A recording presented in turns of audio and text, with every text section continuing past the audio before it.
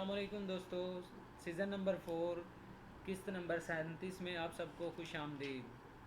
जब किस्त शुरू होती है तो हाइमा खानूम दवा ले रही होती हैं, तो उनके पास अर्तुरुल आ जाता है और बैठ जाता है, उनकी तबीयत मालूम करता है। तो वो कहती हैं, बेटा मैं ठीक हूँ, अब कुछ बूढ़ी हो गई हूँ, तो इसलिए अब मैं ज़्यादा देर तुम्हारे साथ नहीं रह पाऊँगी। मैंने तुम्हारे साथ और तुम्हारे बाप सुलेमान शाह के साथ बहुत सारी फतूहात देखी हैं, और अब मैं चाहती हूँ कि मेरे बेटे इकट्ठे हो जाएं। मेरे बेटों को बुला लो, दुंदार, सुंगुरतुकिन और कुंदुकू को। तो अर्तुल कहता है, ठीक है वालिदा, आप हमारे साथ हमेशा रहें, आप ऐसी बातें नहीं करें, मैं उनको बुला लेता हूँ, उनको अभी कासिद रवाना कर देता हूँ। दूसरी तरफ अदसिस कहता है कि हमें ये बात अर्तुल को बतानी होगी जल्द अज जल्द, ताकि वो इनके जाल में ना फंसे। तो वो वहाँ से भागने लगते हैं, तो सिपाही उनको देख लेता है और पीछे से तीर चला देता है। तो एक सिपाही शहीद हो जाता है और उसके साथ दूसरा अदसिस और एक सिपाही वहाँ से भाग जाते हैं। तो उनके पीछे आयरिस दोबारा से तीर चलाता है और दूसरा सिपाही भी शहीद हो जाता है, जबकि अदसिस वहाँ से भागने में कामयाब हो जाता है और आयरिस उसके पीछे लग जाता है। इधर अर्तुरुल और आर्तुब साहब खड़े होते हैं। अर्तुरुल कहते हैं कि मारिया एक ज़हीन लड़की है, उसका भी मैं चाहता हूँ कि ख़ानदान हो। तो अर्तुब साहब कहते हैं, अच्छी बात है, आपने कोई लड़का देखा? तो अर्तुरुल कहता है कि बिल्कुल, मेरी नज़र में एक मुनासिब लड़का है, और वो आर्तुब साहब हैं। तो वो हैरान हो जाते हैं कि मैंने आज तक कभी शादी के बारे में नहीं सोचा। तो अर्तुरुल साहब कहते हैं कि मारिया भी एक साहिब इल्म है और आप भी साहिब इल्म इंसान हैं। तो वो कहते हैं कि मारिया इसके लिए मान जाएगी? तो अर्तुरुल कहता है, मारिया मान चुकी है और उसने हलीमा को बता दिया है।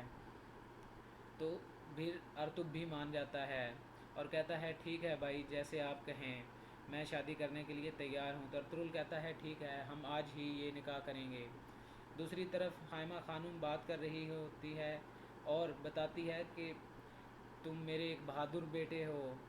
तो कुंदूज़ कहता है, ठीक है। तो वो साथ में ये भी बताती है कि तुम्हारे चचा आ रहे हैं। कुंदूज़ पूछता है, मेरे चचा कितने हैं? तो वो कहती है कि मेरे 6 बेटे थे, 2 शहीद हो गए और 4 हैं। और तो कुंदूज़ कहता है कि आपके पोते कितने हैं? तो हाइमा खानूम कहती है कि पोते मेरे 5 हैं।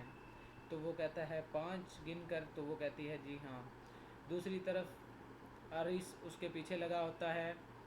वो एक जगह रुक कर देखता है उसके घोड़े के निशान और उस पर तीर चला देता है, जबकि वो उसकी तीर टांग में लग जाता है और वहाँ पे अदसिस गिर जाता है। तो एरिस खुश हो जाता है और उसके पास आकर लड़ने लग जाता है। दूसरी तरफ नमाज जुमा अदा की जा रही होती है, उसका खुतबा इब्नुल अरबी दे रहे होते हैं और वो कहते हैं कि ये किला आपके लिए एक मुबारक है, और मेरी दुआ है कि हमेशा इस किले में आप नमाज जुमा अदा करें और आपकी आने वाली नस्लें भी यहाँ नमाज जुमा अदा करें। इधर अदसिस को घेर लिया होता है एरिस ने, और वो ज़ोरदार कहका लगाता है और कहता है, निको, मैंने तुम्हें पकड़ लिया गद्दार। तो वो कहता है, निको नहीं अदसिस, अभी भी तुम्हें पता नहीं चला। उसके बाद 2 सिपाही उस पर हमला कर देते हैं और अदसिस उन दोनों को मार देता है। उसके बाद एरिस और अदसिस के दरमियान लड़ाई शुरू हो जाती है। अदसिस और एरिस लड़ रहे होते हैं, तो पीछे से तीतन भी उस पर हमला कर देता है और ज़ख्मी कर देता है अदसिस को, और उसके बाद फिर दोबारा से उसको ज़ख्मी करता है और वो गिर जाता है और शहीद हो जाता है।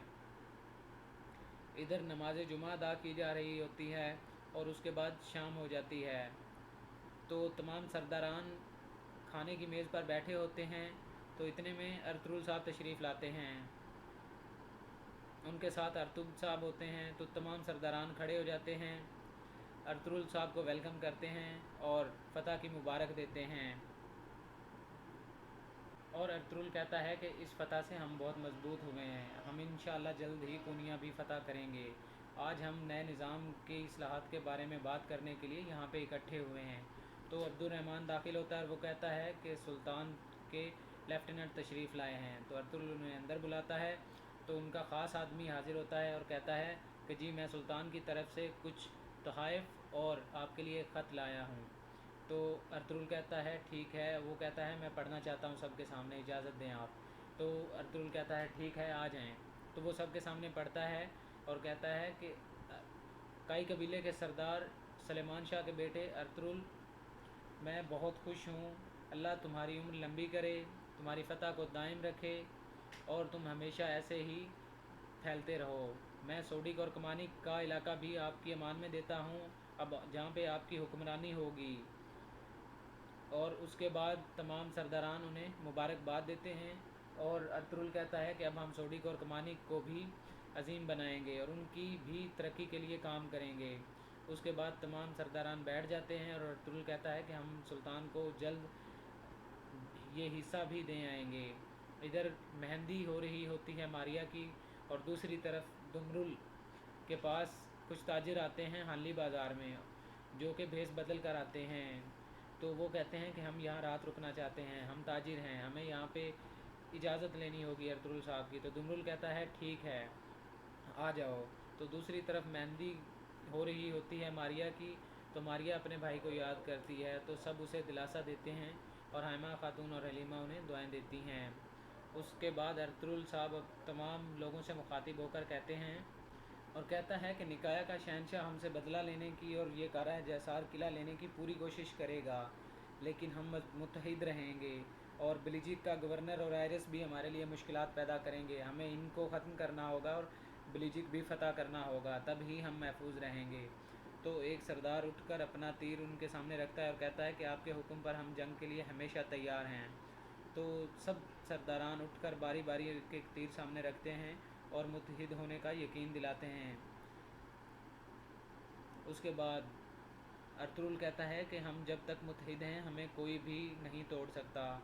और उसके बाद बमसी को कहता है कि एक तीर दो मुझे, और उस तीर को तोड़ कर कहता है कि अगर हम मुत्तहिद नहीं होंगे तो इस तीर की तरह आसानी से टूट जाएंगे। और फिर तीर एक साइड पे रख देता है और कहता है कि इस खुशी को दुबाला करने के लिए आज हमने एक शादी का प्रोग्राम रखा है, तो आज हम शादी करवाएंगे अर्तुगरुल साहब की और मारिया की, इनका निकाह होगा। तो तमाम सरदारान उनको मुबारकबाद देने लगते हैं और अर्तुगरुल बमसी को कहता है कि जाओ ख़वातीन से कहो कि मारिया को लेकर आएँ। इधर दुमरुल उनको ताजरों को लेकर पहुंच जाता है रूम में और उनको कहता है कि यहाँ पे तुम लोग दो ठहर सकते हो और कुछ खाने की चीज़ चाहिए हो या कुछ मंगवाना हो तो मुहाफ़िज़ को बता देना। दूसरी तरफ उनका निकाह हो रहा होता है मारिया का और आर्तुग भाई का। तो उसके बाद सब दुआ के लिए हाथ उठाते हैं, तो उनकी लंबी उम्र और साथ में मुत्तहिद रहने के लिए दुआ करता है इब्नुल अरबी। और हाइमा खातून की तबीयत ख़राब होने लगती है इसी दौरान। दूसरी तरफ दोनों सिपाही अपने हथियार निकाल रहे होते हैं और कहते हैं कि इन सब के सोने के बाद जब काफ़ी रात हो जाएगी तो हम जाकर मरकज़ी जो कॉरिडोर है उसमें ये छुपा देंगे मेज़ों के नीचे और फिर एरिस आकर शहीद कर देगा। इधर दूसरी तरफ हाइमा खातून की तबीयत ख़राब हो जाती है और वो गिर पड़ती हैं और अर्तुगरुल को कहती हैं कि मुझे अलविदाई दवा दो। इसी तरह ये किस्त ख़त्म हो जाती है।